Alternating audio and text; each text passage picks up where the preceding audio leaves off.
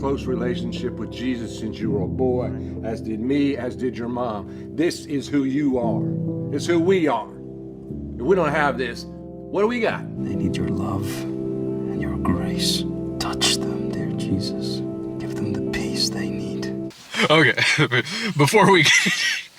I know we want to jump right away into the movie that we just watched. Oh, yeah!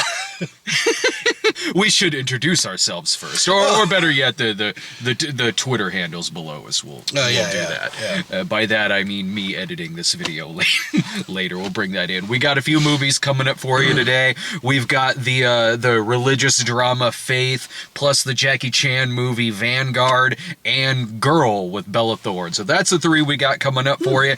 And I want to tell you about this year's Black Friday deal as well, which is over on our Patreon at patreon.com/thecinemasnob.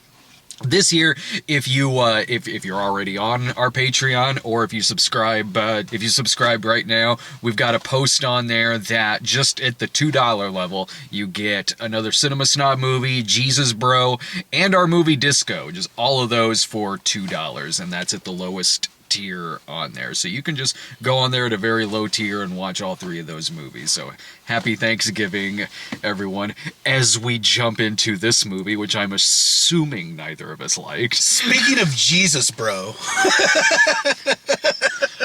Here's the most fascinating thing about this movie, that's called Faith, which, by the way, didn't really break your back coming up with that title. Right. What's the name of your religious movie you got coming out? God. Faith. God. Jesus. Really, any of these movies could be called this. It made it very hard to search for this movie on IMDb. I'm just saying, it took a couple tries. I had to look at one of the actors, and even then I had to do some digging. I'm like, I know that guy's from ATM and The Identical. Through that, I can find out his name, then find this movie called Faith. The most fascinating thing about it is the posters. Now, you have the poster, which I'm assuming is the regular poster, which is on IMDb, that is pretty accurate to the movie and the tone of the movie. It's like the main character with his back turned and like putting on his tie. It's very somber, dark looking poster. Versus what they're using to sell this movie over on Vudu and maybe some other streaming platforms, which is to try to bring in the typical faith-based crowd that, like, if you were to just go by the poster that they've picked that they have on Vudu, you'd go into this thinking like, oh, it'll be like, you know, God's Not Dead, War Room, I Can Only Imagine, in your regular faith-based crowd movie. Okay. And so this is a movie that has to do with like death and grief and things like that, but in the very bright, cheerful-looking poster that they have for the movie, which makes it look like Dad's as somber as he is in the actual movie, but Mom just looks kind of annoyed by this whole thing. What fascinates me about that is that the crowd that we typically in theaters would see a lot of these movies with, I don't think we'll make it through this entire movie, because this is not that kind of film. Nope. It is faith-based, don't get me wrong. It is not in your typical kind of way, which you might figure out from the first or second F-bomb they drop in it, right, or the drunken sex scene that's halfway into the movie.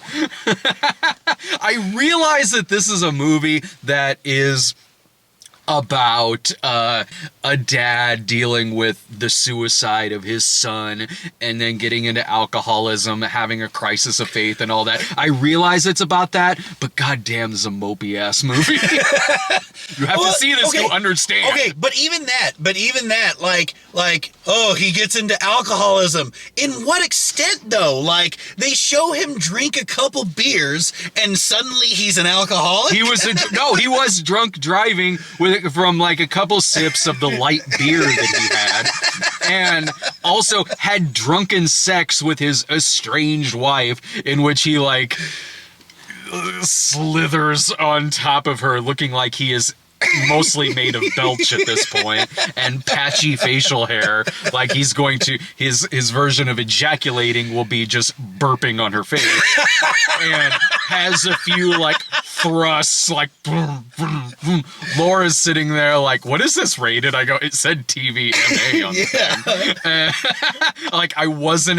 You would think that one of these movies, that actually does have a drunken sex scene in the movie, mixed in with some F-bombs and other things like that, you would think would be on the more entertaining end of a movie like this. This movie is not. This movie is not. Because it doesn't really even look like how a movie like this is usually shot. Yeah. Like, even on the higher end or lower end of some of them, they usually have about the same color palette, usually, or something like that. This movie isn't shot like your run-of-the-mill standard religious film. Speaking of color palettes, I don't think there was a single bit of color grading done to this movie. There was a lot of greens with the fields and the trees. The sunlight, there was some sunsets in the movie. I guess, there was some dust. But like, you know, the blues, you know, there were blues on his beer can. not blue ribbons. Oh no, he wasn't drinking Pabst. Because like he genuinely seems depressed, not ironically depressed. So he wasn't. I just saw the word light on there, so right. I'm not sure what Natty Light, Keystone Light. He seemed like probably a Keystone Light man, really.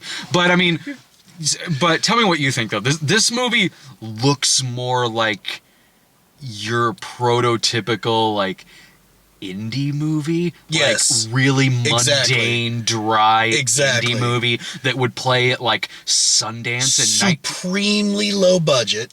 Like, It is, yeah. oh my God. Oh yeah, it certainly is, like a lot of these are. But just simply the way it looks like something that would be playing at Sundance in the late 90s and then not get picked up, but eventually would, and then maybe would be dumped in Family Video or something like that. Or shot on Shitio. no, it's not a shot on Shitio movie. Although this movie does have even more mundane shots than your typical shot on Shitio movie does. I was thinking about that during the movie. That's what I'm thinking. Yeah. So that's what I'm saying. Like it's a modern day shot on Shitio. But it's not shot on Shitio. Right. No, Like, so it's not shot on VHS. Yeah. But it's kind of same. It's kind of paced like that. Yeah. I didn't even.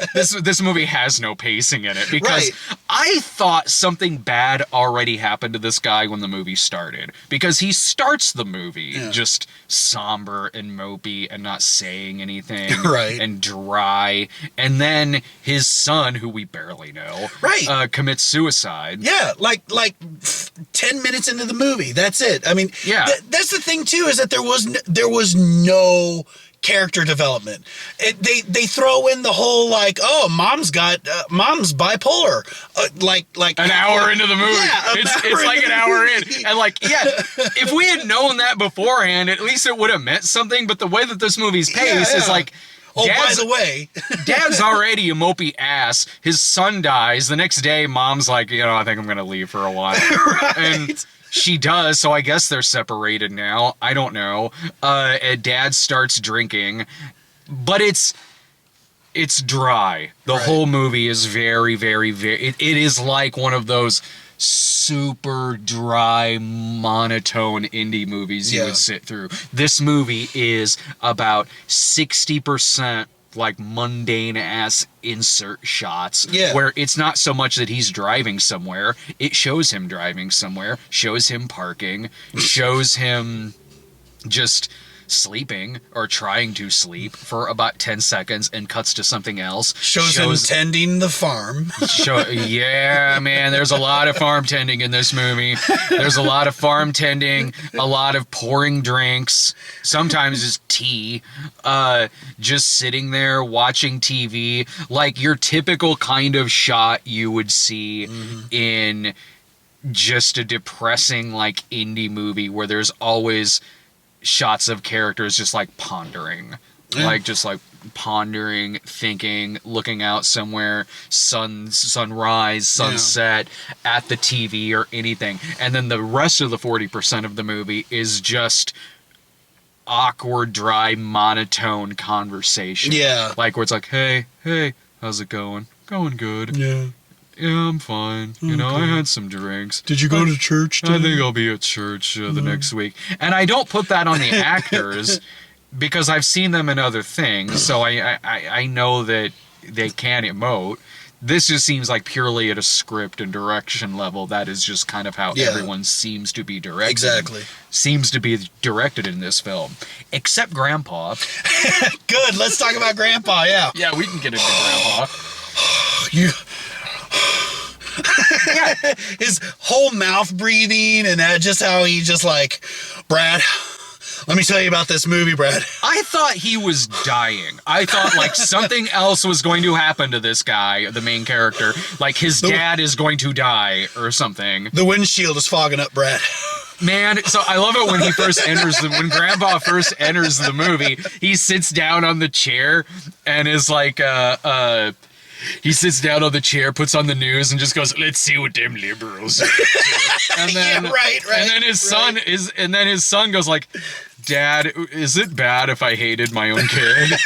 What? Oh, yeah. No, your son was a piece of shit. I'm not even kidding. He kind of says that. He says that about his wife, I remember, going like, "Oh, your wife's kind of a Yeah, she's got problems. She's got problems. You did the best you could. Shit, she does. Later on, we find out when he starts drinking, and his wife goes like, "You're drinking? You've never had a drop of alcohol in your life. When my mother would drink a thing of wine, you'd tell her she was going to hell." I'm like, I already hate this guy. Like, this guy's backstory sounds like he sucks. Yeah.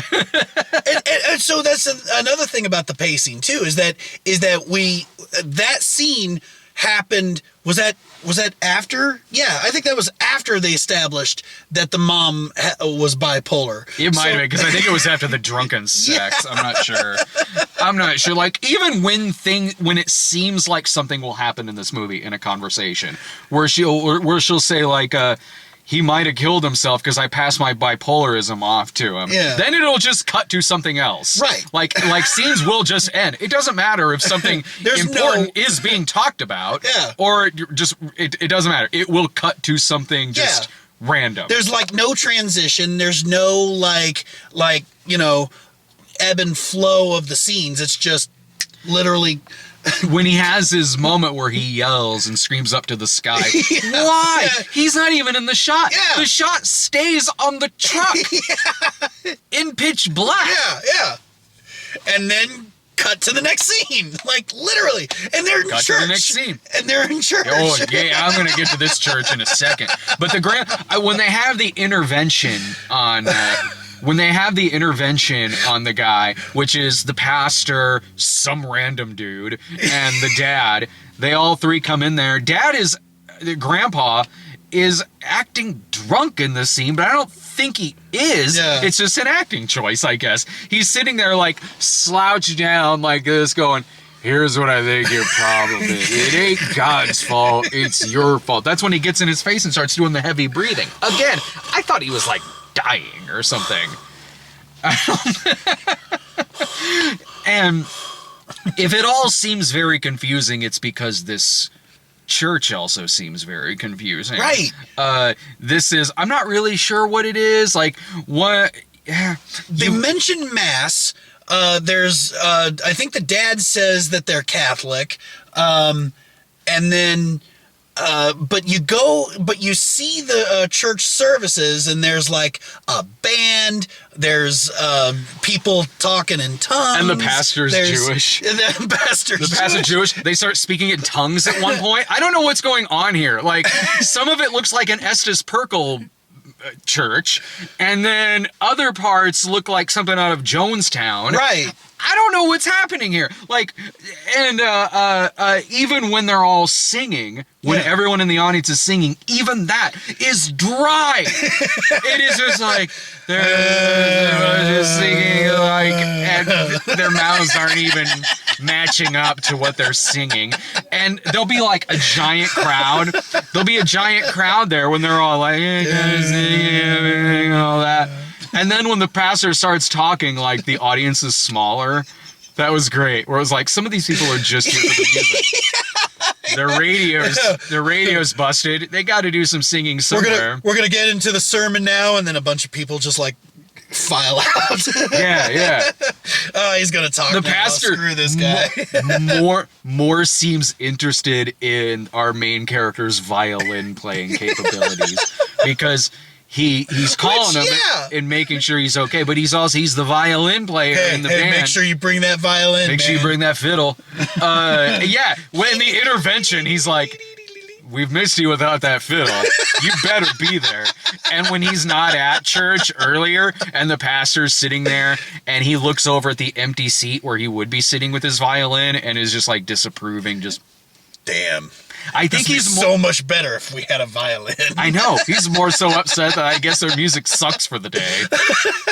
And they have no replacement either, I guess. Dude, I made so many Charlie Daniels jokes during that, though. Laura was upset this was the first movie that we watched, and I was like, because she'll crash before like we do or anything. Here's the thing, like I had a strategy to picking this movie first, and you understand what I'm talking about. Yeah. Where it's like we started later today than we usually do, so it's like, okay, we got to start with the religious melodrama first that might be harder to sit through the later the evening goes on. And then we end with the Jackie Chan movie, which I'm assuming will be more action-packed than this film. So it made sense this was the first one, although this is probably the only one tonight that Laura will have seen. She was just confused during this movie, man. When it just ended, like, this was a movie that ended and I just feel like I didn't learn anything. Like, it ended and I go, did this movie start? Right, yeah. I was like, I feel like I just wasted 86 minutes of my time. What's so funny is that ending, they were trying to be like artsy and avant-garde with their shots and everything, and trying to tell this like little montage story of rural California, but I mean, it did none of that. It did none of that. It was just random establishing shots, and then suddenly, like right here on this side of the screen, you just saw Faith, and that was it. And it was like, oh, okay, and then written and directed by, and you're like, okay, movie over. Wow, okay, well. It's rare that I see one of these movies that's going like the artsy route to where it's like, I think it's trying to win something it can. I don't think I've ever said that about one of these movies before.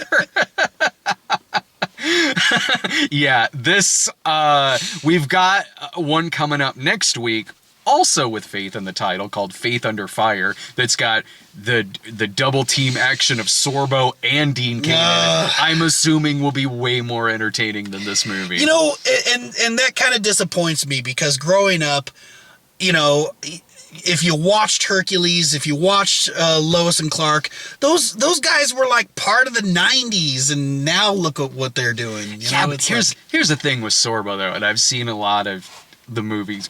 He does a lot of these, so I've seen a lot of them, but probably not a majority of the religious movies he does, because he's got a lot of them. But whenever I do, he's still got it. Because I'm like, no matter what I end up saying about the movie, which is usually pretty negative, I still leave going, Kevin Sorbo is really good in that movie. Really? Yeah.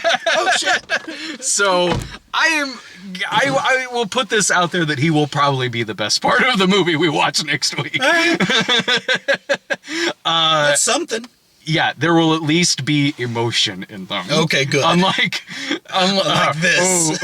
Yeah, like I said, I go like, man, they Trojan horse this like drunken indie drama on like the Pure Flix crowd with the way that this movie's advertised on pay-per-view. But religious movies always get top priority on our channel. So, what did man? What grade would you give this movie?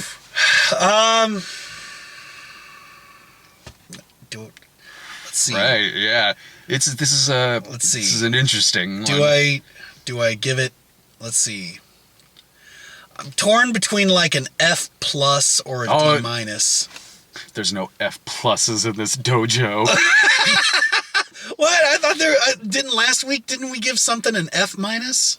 Or we gave, well, like officially an F. Oh, okay. I didn't write down, like when we were talking about Trump card.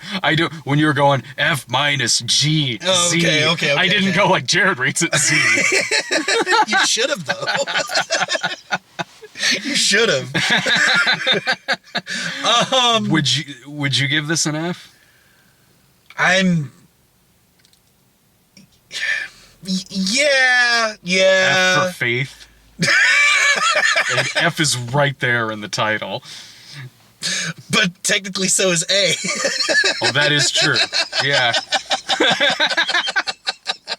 But yeah, it just wasn't a good movie. It just dragged on. I mean, the best part of the movie was us riffing it. I wish. Even that was hard.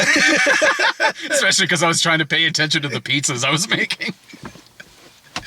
But it is the kind of movie to where if you have to get up and do something, either like taking the pizza out of the oven or using the restroom, you ain't gonna miss dick. No. And whatever you do miss, you'll see again later. 'Cause Right. We'll probably be farming or sleeping Driving. or watching TV or sitting there being mopey or whatever. Like, I'm not gonna go the F. Oh, really? I did give an F to My Brother's Crossing, which was another like grief movie.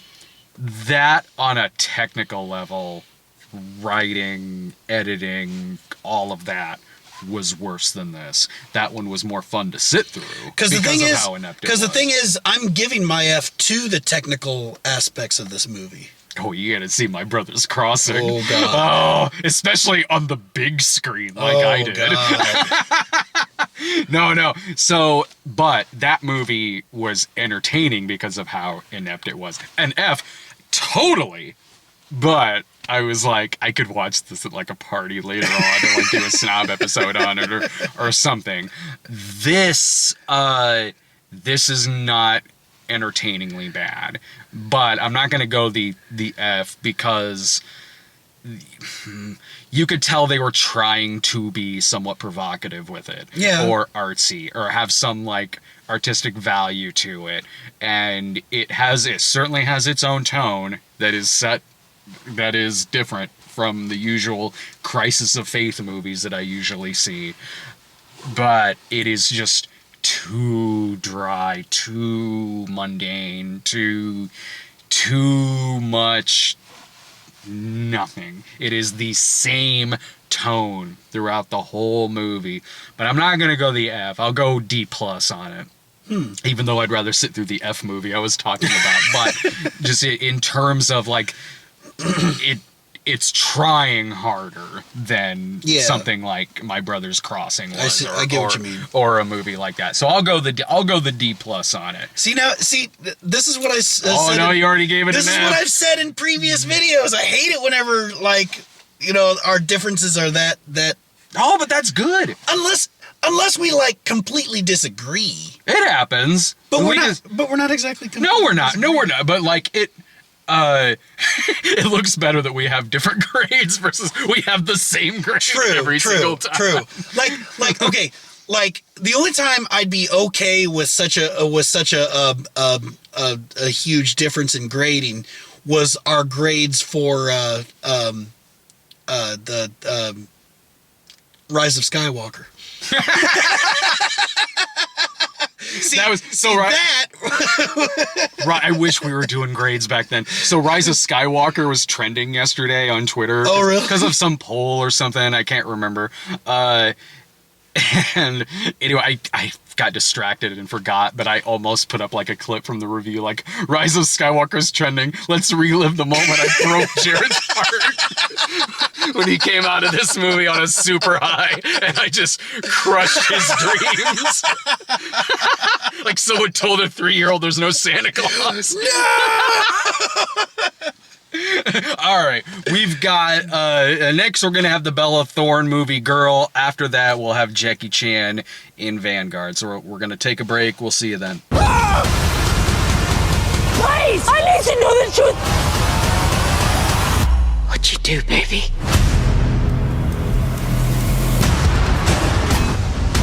This is how I'm about to go. We've got one more movie after this. See, aren't you glad we watched Faith first? Yes. Good God, yes. Don't worry, we've got some coffee brewing upstairs. And there's the 6-pack of Mountain Dew we have there too, and the flaming hot popcorn. I don't know what's going on with some of the titles of these movies. These are the most descript titles that we've had. Faith, Girl. Faith Girl. Yeah. Or Girl Faith. Yeah, like, so... Well, the movie does have a girl in it. The Yeah. other one had Faith in it. Sometimes, I guess. So I guess neither title really lied necessarily, but I didn't really know what kind of movie this was going to be going Right. into it, because the box at one, the title says tells me nothing other than Bella Thorne is in fact a girl, but the cover was like Bella Thorne with a hatchet. So like, I don't know, is this a slasher movie or like Yeah. a serial killer or like some crazy girl movie or something like that? No, not really. It's so it actually starts out pretty intriguingly. Like I'll be Right. I'll be perfectly honest. Yeah.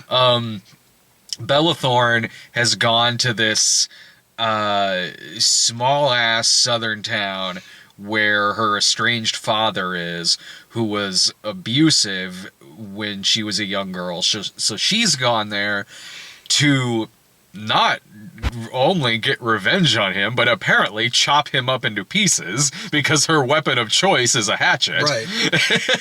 So she's going to do something to her dad. Like, she says kill him. I'm guessing not very quickly and rather gruesomely.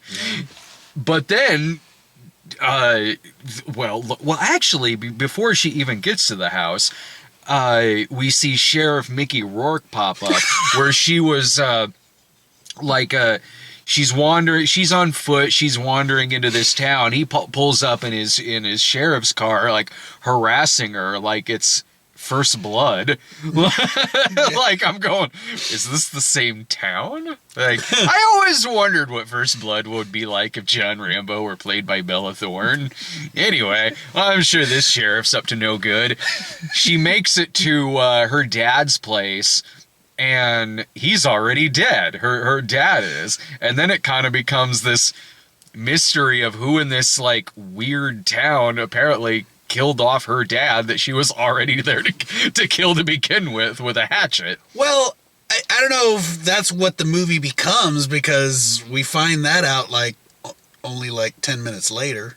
No, yeah, like, no, I'm not saying that's a twist. Oh. Like, that's the first 5 minutes of the movie. She Yeah. finds out her, but, no, like, but her finding out why her dad is dead and who killed him is what the plot of the movie is her trying to figure that out as it goes along. And given that this is like this weird southern small town with some seemingly like kind of strange characters in it, like I really didn't know where it was gonna go. So I was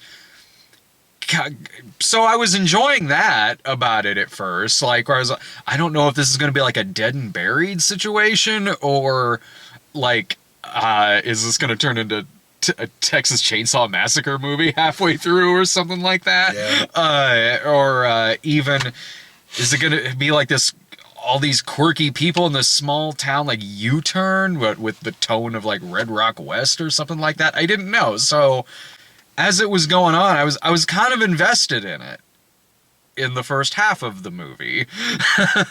So I was enjoying that, how again, even before we even started this movie, I didn't even know what genre it was, so that right away tells you I didn't see any trailers for this film. I actually only first heard about this movie the other day, or or yesterday, I think, is like the first I'd heard of the film. Like, what was your impression of what you heard from it? Like, did you? Nothing. It's just the title. Oh. Like I was looking to see what movies were in theaters, and this was one of them. So I probably found out about this movie the same time I found out about the movie Faith. So I guess I was just really keeping my eye on very short titles. Just like, okay, well, guess we'll see Faith, and then we'll see Girl, Vanguard. I'm just they're very small titles, so that means the running time may be small. I'm assuming that's how that works. But then Sounds like a solid theory. then in this movie, though, when it actually is revealed what's going on and why. Right. I don't know how else to put it other than that. Like, I was wanting it to be more than what it was. Yeah. I was curious, like, if it was going to go into any kind of, like, twisted direction or weird or something relatively kind of twist heavy, maybe. I don't know about supernatural or anything like that, but at least, like, kind of oddball or something. And then when it explains what's going on, I was like, oh, that's okay. I've seen this a bunch of times in a movie, and it is just, I'm not going to tell you what it is, but it's like, it's underwhelming. Like, seriously, when it gets to the last few minutes of the movie, when you have Bella Thorne talking to a person who's kind of behind all this, who's providing even more exposition, Bella Thorne literally has a line where she goes, "That's all."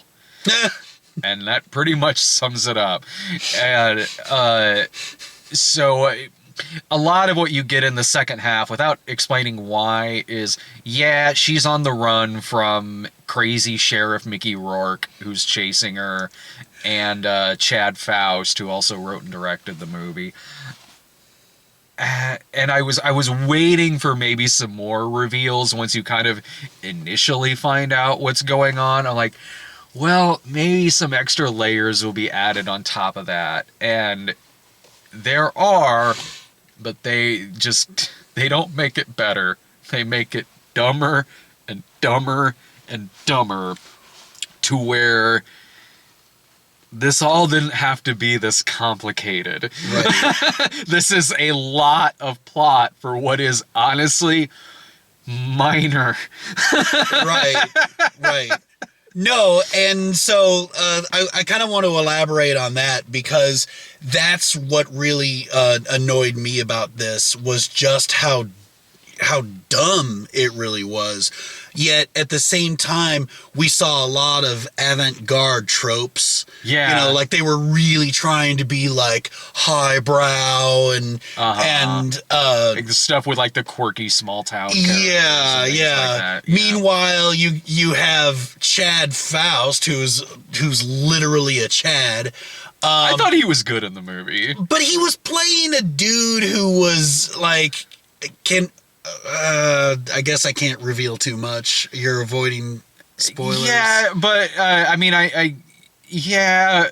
So I won't get into like why he's doing what he's doing, but he also wrote and directed this movie, and he actually gave his character the backstory of being the charmer. Yeah, the charmer. But I get that, though, because he is the only one in this town who is relatively charming, who can, compared to everyone else in this movie. It doesn't give you permission to stroke your ego. I wouldn't go so far as to say that. Like, I don't, because, like, I buy it in this sense. I buy that this character would actually kind of stand out from some other ones in this movie. And also, I saw a movie a few days ago called A Wrestling Christmas Miracle that does what you're talking about. so much more and so much more sad. Damn. You'll see it on the Cinema Snob on Monday. Okay. But it's, yeah, the guy who wrote it and stars in it. Oh, stick around for that review. Hit the subscribe button. Yeah. You watch Wrestling Christmas Miracle. Like, yeah, he compliments himself quite a bit in this, in that movie. But the more so the vibe I got from this is because Chad Faust co-stars in this movie, also wrote it and directed it, and gave himself like the craziest part in the movie. I get that. I've done that several times. Right. But you did so without, making yourself like... Because I can't play like the kind of character... Yeah, he's playing a character called the Charmer, and he's got like... Well, I've played charming villains before, but sure, but you were still subtle about it. Well, but the character that he plays in this, and even his, he's got kind of movie star looks and everything like that. I don't, so I'm not gonna like write myself this character where I've got like kind of leading man looks like Chad Faust does in this movie. I get what he does stand out from the kind of toothless yokels that you see in this town, in this bar. But that's just being, that's just being a big fish in a little pond kind of thing, Yeah, but I got it, though, in this, because I was like, all that stuff, his character's ego and his character's, like... Honestly, no, I guess what I'm saying is this is more of a reflection of his ego. I wouldn't go so far as to say that, because all the stuff in them, all of that stuff is like that character's downfall and like what ends up bringing him down. Like I'm not going to say how he goes out in this movie, but everything... all of those qualities aren't good qualities in this character. They are what ends up bringing him down, and also he is a pretty sleazy character. Right.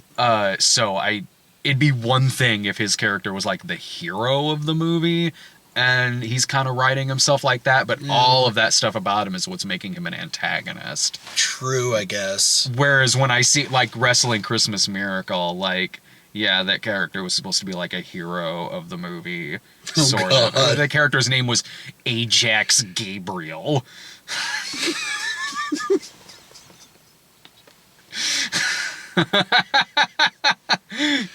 It's like, but you believe you're named after a toilet cleaner.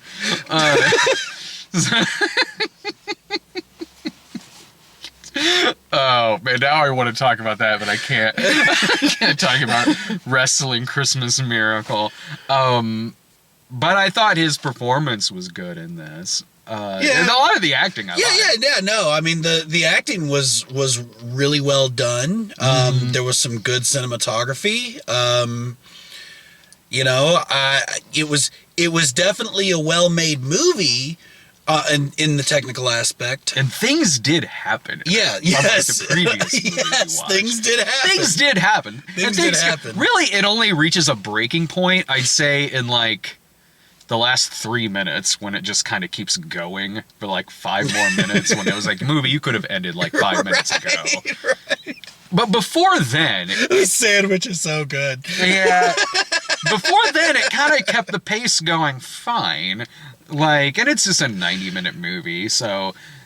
But the pace was fine before then. Yeah. It just... You know what it is? Like, this kind of thing I could really see, like, the Coen brothers really sinking their teeth into and, like, actually giving it some bite and some wit.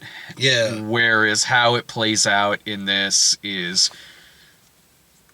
It takes itself way too seriously considering how dumb a lot of the stuff is in the movie, and it's underwhelming when you find out what the big reveals are. Is there anything else you can think of about the movie? I mean, just to elaborate on what you said about taking itself too seriously, like it felt like it was trying to be Quentin Tarantino, but it didn't really do a very good job of it. You know? It really needed not so much Tarantino for me, but it did really need Leatherface to show up about halfway in. Yeah, just chop everybody up. Yeah. It's almost the movie is when you break it down, the movie is almost Texas Chainsaw 3D. Only this movie's dumb. It's not as dumb as that movie. At least this movie, I'm pretty sure it knows what year it's set in.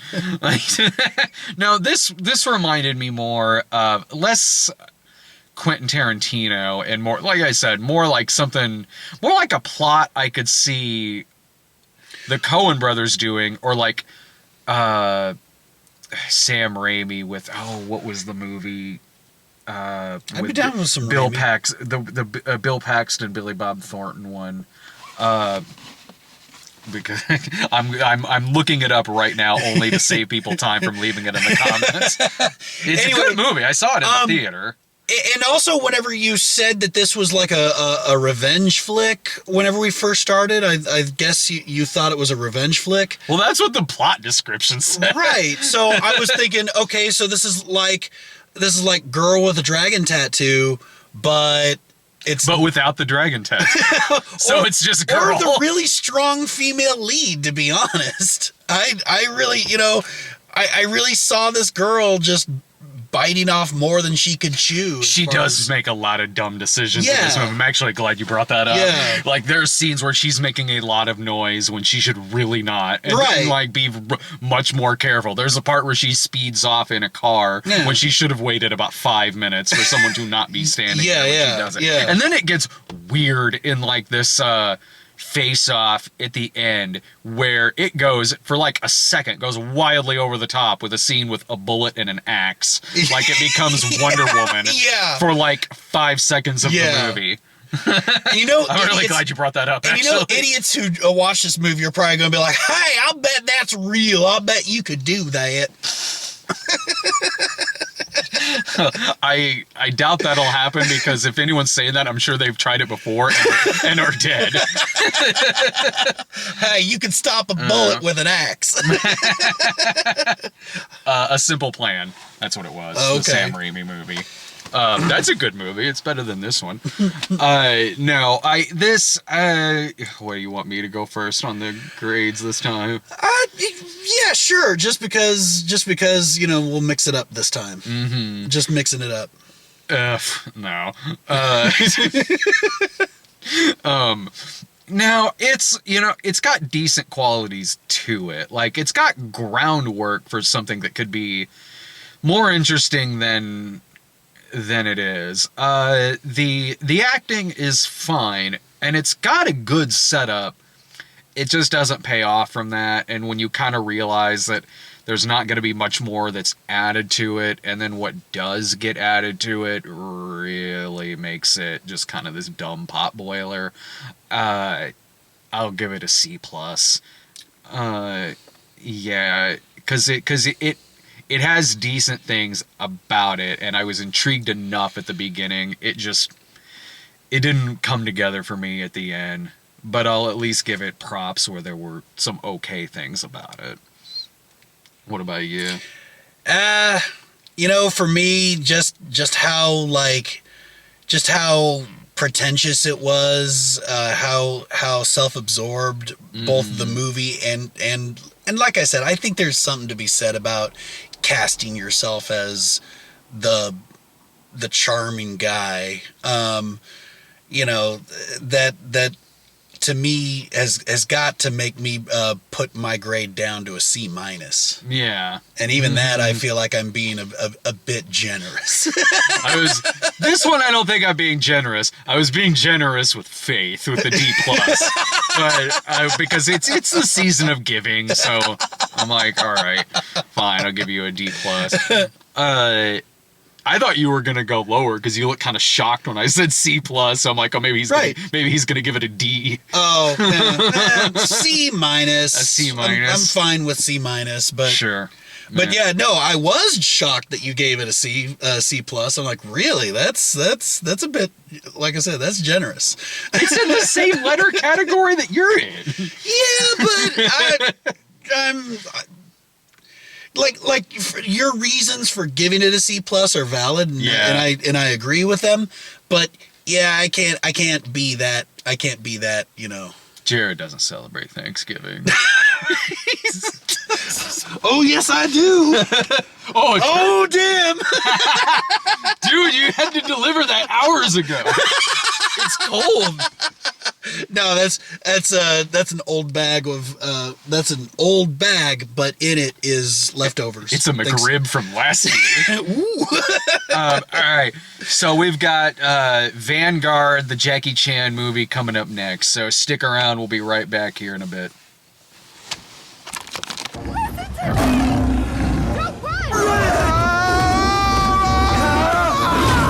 Lie down, Playdead! See, we made it. It is actually a little bit past midnight that we're recording this one.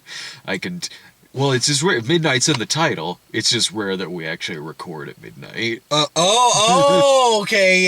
yeah, okay. You don't Sorry. even know what the name of this show is, do you?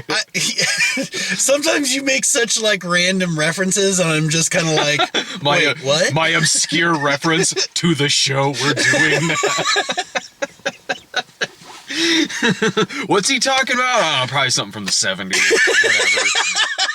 I mean, some shot on video slasher movie that only he saw. It is quite in my character. Maybe that is what I'm talking about. Anyway, it's late. I'm very tired. that too. Extremely tired right now. And partly because it is late and I usually go to bed way earlier than this. And also the couple of days worth of Thanksgiving food that I've been eating. Because we're old, you see. We're old, and with all the Thanksgiving food I've eaten between today and yesterday, next week may see a return of Fat Brad. And Fat Jared. Both of us have our hair back, too. At least there's that, I guess. Okay. All right, so we watched Vanguard, which is the Jackie Chan movie, and this movie is awkward. I don't know, man. So let us count the ways. It's okay. So this is also a Stanley Tong film, who did First Strike, Super Cop, Rumble in the Bronx. A lot of those. So they've worked together before on numerous occasions, and since it is years later, and Jackie's a bit older now. Like, it does do the thing that you usually kind of see in a movie like this, where it's an action hero doing the style of movie that they'd done quite a while ago, and now are doing in the case of this, Jackie Chan reuniting with Stanley Tong, and it does one similar thing a lot of these do, which is like, it's a team movie. Yeah. and I get it. I do. I do. Because Jackie still does some stuff in the movie, but they do have fun with a couple of things. There's a couple of gags that were kind of funny when he's about to jump off of a rail at one point, and a guy runs up and says, "What are you doing? The stairs are right there." Right. Oh gosh, you're right. I could use the stairs all this time, but it does run into the problem too, where in a lot of these that kind of do that, like, now it's a team movie, the younger team is never a fraction as interesting as right, yeah, as the star of the movie. Yeah, so, and that's just it, is that, like, this movie really felt like it was Jackie Chan passing the torch to the younger team, to the younger stars, because Jackie, of course, is getting up there in age, and he can't do the type of stunts that he did in, like, Rumble in the Bronx, jumping off of cars and stuff. Here's where it's also not as impressive either, is because I'll tell you exactly what this movie looks like. This movie looks less like a Jackie Chan movie and more like a commercial parody of a Jackie Chan movie. Oh, shit, Where yeah. it would start out like it's a Jackie Chan movie, then it turns out they're chasing him because he's got a Mountain Dew. Like, and they keep accidentally injuring themselves. Like, you know, he's just trying to get back to his apartment. That's kind of what it looks like, And to you be know- perfectly honest. And you know, with all the CGI that is in this Oh, movie, you my might as well just God. CGI in a Mountain Dew and call it a commercial. Yeah. Like, seriously. Because it does have, like, it's got the quirkiness that you'd see in, like, Rumble in the Bronx or First Strike or movies like that. It does, and it has physical comedy to it, and it's got still some of the Jackie Chan humor to it as well. Yeah. It does have that. It's just that a lot of the great things about it aren't done nearly as well in this, and a lot of Yeah. that has to do with the bombardment of awful CGI that's in Yes. the film, from like this green screening going on that looks like something out of like Phantom Menace, and they should be talking to Mace Windu while there's like flying jets in the background and shit, or to this lion and hyena attack that suddenly makes me think, oh, maybe the Lion King remake wasn't that bad.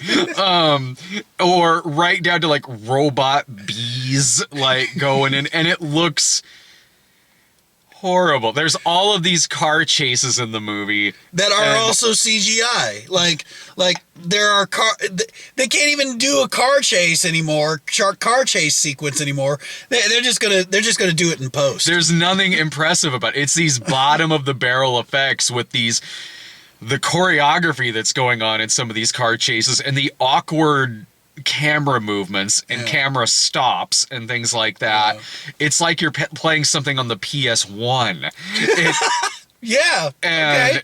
it's so awkward to look at. There's nothing to be impressed by. Suddenly your jaw is just dropped about how much the quality of this has decreased from this director's movies from 20 years ago. Yeah. Even the fight scenes with the younger actors in it. Now, yeah, they are doing a lot of cool moves, and there's some good Yeah. choreography that's going on. Yep. But even in those sequences, I'm taken out of it a lot by how much they're just like speeding up the film on it. Yeah. And I think that's just for stylistic reasons. Or even like, the limo driver that was backing up and all they were doing was just reversing the film.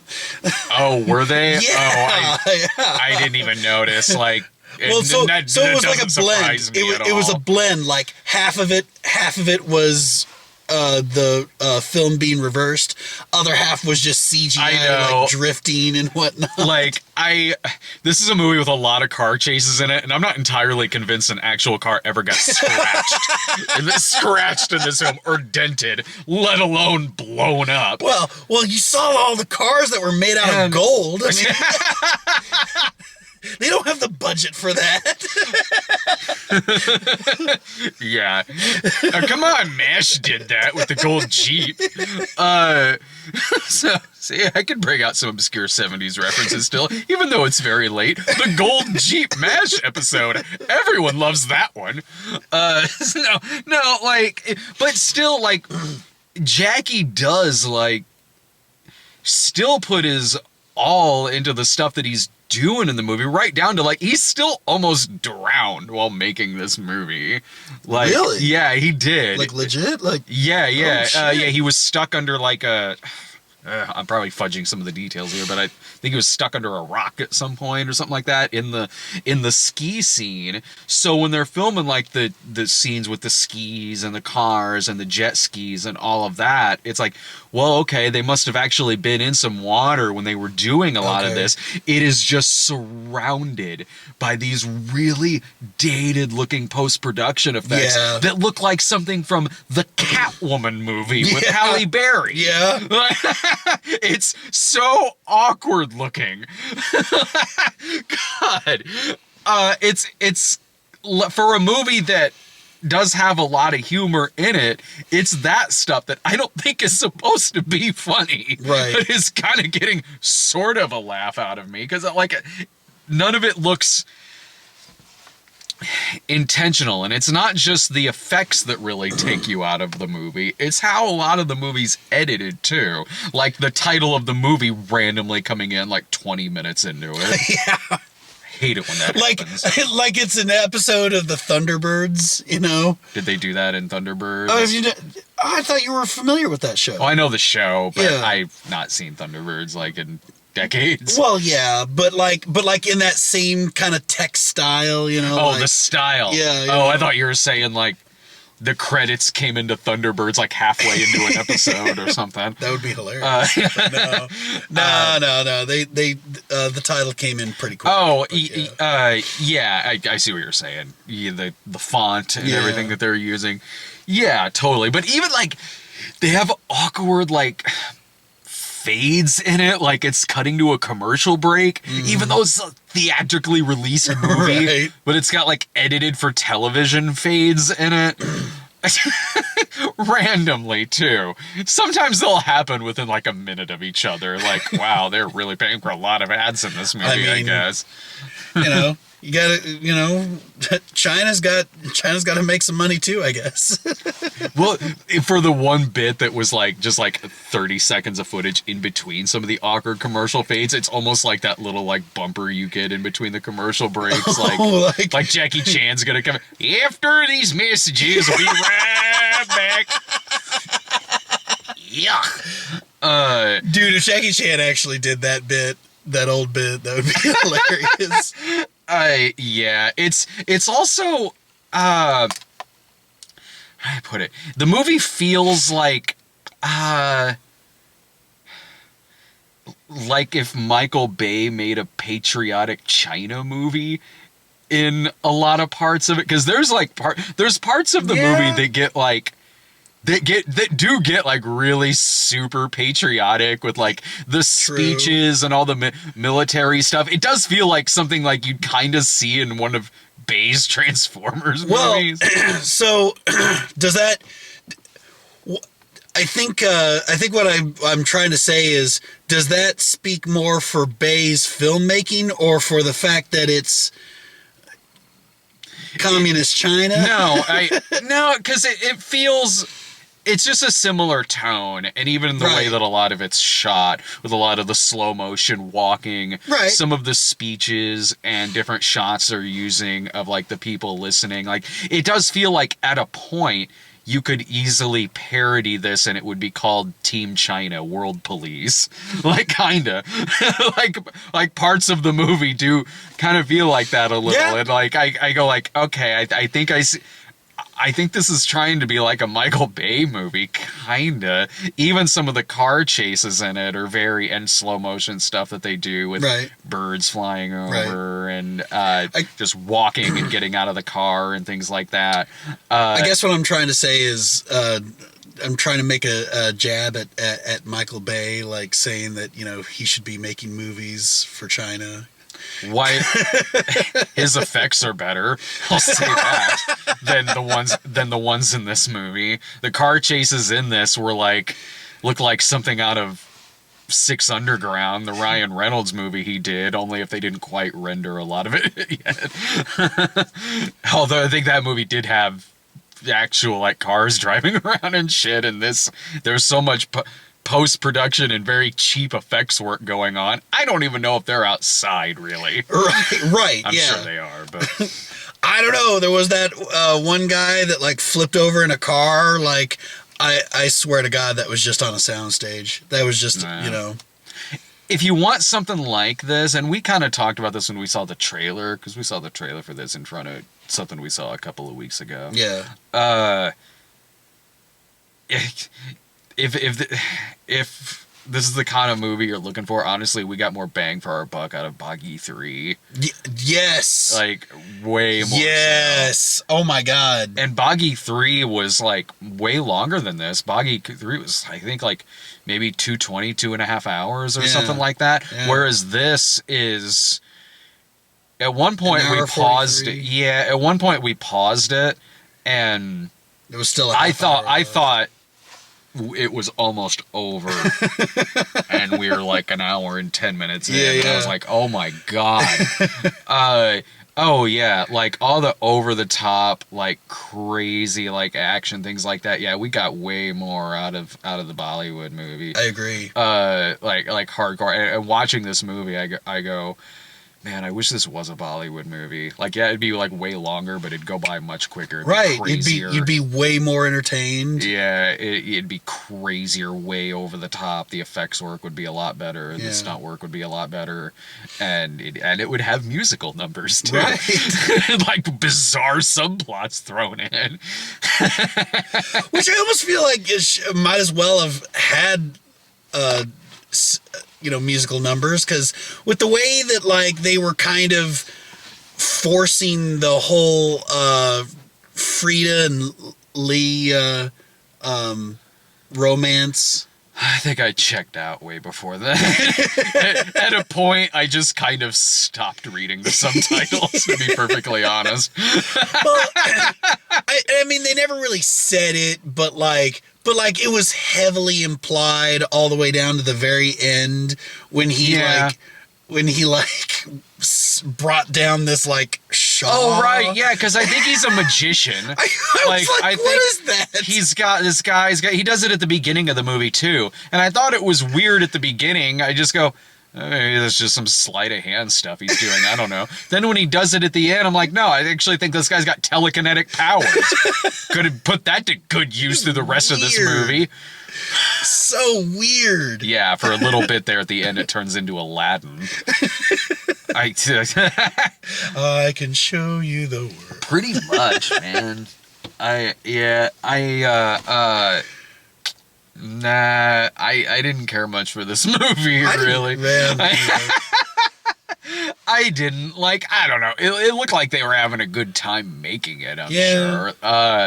And, it was fun seeing Jackie Chan back in a movie like this that certainly is trying to have a lot of the sense of humor and everything of some of his other ones, and to see these two do another movie, but it just didn't deliver on its promises. You see the trailer and you get kind of excited for another Jackie Chan movie, an action Jackie Chan movie. Hell yeah, sign me up. And then it's just kind of underwhelming. You just like go into this movie and you don't get Rumble in the Bronx. I wasn't expecting, because he's much older now, I wasn't expecting it to have like Rumble in the Bronx. Okay, Rush Hour like, oh sure. Like, I mean, honestly, like the one he did like a year or so ago with Pierce Brosnan, I liked that one. That was a lot better than this. It's a lot darker than this. That's cool. Yeah, it's played way more straight than this movie is. That was a better movie than this.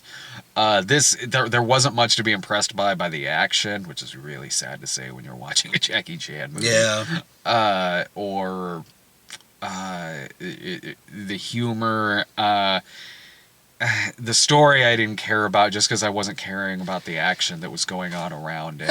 Hell, that moment where he like made the bad guy shoot himself. I feel like I've seen that in another Jackie Chan movie. Yeah, maybe. Yeah, he made him shoot himself in the leg or something, and was like, "Why'd you shoot yourself?" Or something. I kind of remember that part. Yeah. At least I was still watching it.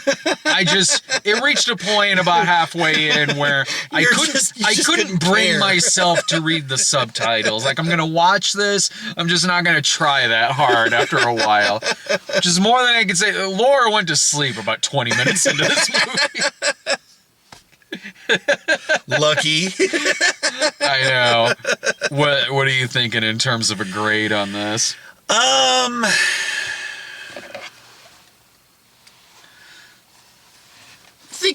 thinking C minus. Mm-hmm. Thinking C minus. This was the better of the three movies tonight, but I thought Girl was better than this. Oh yeah? Yeah. Okay. But it's not still, by much. Right. I was gonna say, but the overall the bar was set pretty low tonight. Yeah. I'm going to man, this is, you know, I think I'm there with you. I think I will give this. I think I'll also give this a C minus. I wanna, I wanna just give it a. Part of me is like was leaning more towards a C. Oh, these effects are really bad. Yes. Like I'm bringing it down to a C minus. Yep. I am. Yep. So yeah, I'm right there with you on this movie. Let's go ahead and recap what we did. We pretty much were like in agreement in terms of like recommending versus not recommending. It's just like we had like kind of different levels. You went the full F on Faith. I couldn't go quite that far. Again, like we said earlier, I was being generous due to it being Thanksgiving. So I gave it a D+. You were you disliked Girl a little more than I did. C-. I, again, maybe in my generous spirit, because the acting was alright, gave it a C+. But then it's very late at night, so our generosity's gone, and we're very much even with giving Vanguard a C-. Well, I love that explanation. It's late. We're tired. Screw Vanguard. it's late. We're tired. Let's just go all in 100% the same grade and opinion on this movie. Let's not disagree on anything. It's too late to fight.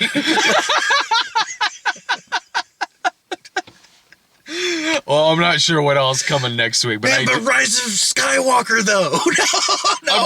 According to YouTube, which apparently was, I also think that's why it was trending the other day. Like, I think they were accidentally showing trailers for it in front of YouTube videos, like, coming December 10th, Rise of Skywalker. Oh, really? Yeah. It's like, oh no, fool me once, shame on you. I believe one of the movies we'll have next week will be either next week or the week after, but I think next week will be the Kevin Sorbo movie Faith Under Fire, also featuring Dean Cain, from the director of Andy the Talking Hedgehog. So I'm very much looking forward to that. Andy the Talking Hedgehog. I'll show you some clips afterwards. Man. Did an episode of me and Rob's show on that. That definitely ruined his day. All right. Thanks a bunch for watching, everyone. It's time to crash. Take care.